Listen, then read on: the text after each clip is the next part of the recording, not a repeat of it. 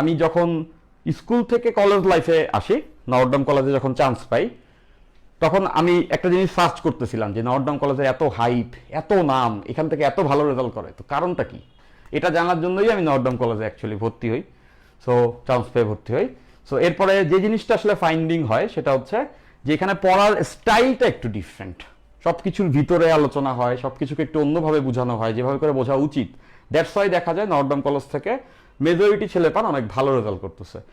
Notre Dame কলেজকে অনেকটা বলা হয় বুয়েটের মিনি ক্যাম্পাস, মানে এনডিসির মেজরিটি পোলাপান বুয়েটে। আমার এখনো মনে আছে আমাদের সময় সিএসসিতে মোট 120টা সিট ছিল বুয়েটে, এখন বাড়াইছে ওটা 180, 150টা করছে মোস্ট প্রবলি।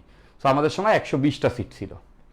সো 120টা সিট যে ছিল তার ভিতরে ক্যান ইউ ইমাজিন যে এনডিসিতে 14টা গ্রুপ ছিল আমাদের সময়, সেই 14টা গ্রুপের ভিতরে আমি যে গ্রুপে ছিলাম গ্রুপ 2, ওই গ্রুপ 2 এরই 29টা ছেলে ছিল।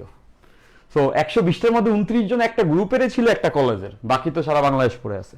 সেই রিজনগুলো কেন হয়? কারণ হচ্ছে গিয়া ওই কলেজের অ্যাপ্রোচটা ঠিক ছিল। সো ডেফিনেটলি আমরা ফিজিক্স সবাই পড়তেছি বা আমরা সকল সাবজেক্টই পড়তেছি, মেইন কাজটা করতে হবে এই জিনিসটা কিভাবে পড়তেছি সব থেকে স্মার্টেস্ট হয়ে, সব থেকে ভুল কম হয়, সব থেকে দ্রুত করা যায়, সব থেকে বেশি ডেপথে বোঝা যায়, এই প্রক্রিয়াতেই আমাদের সবকিছু সাজাইতে হবে।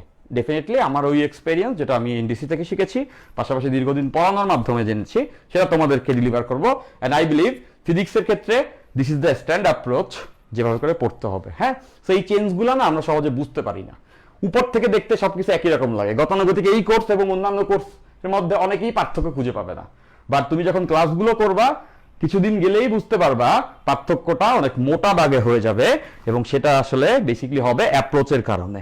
ঠিক আছে, ইনশাআল্লাহ।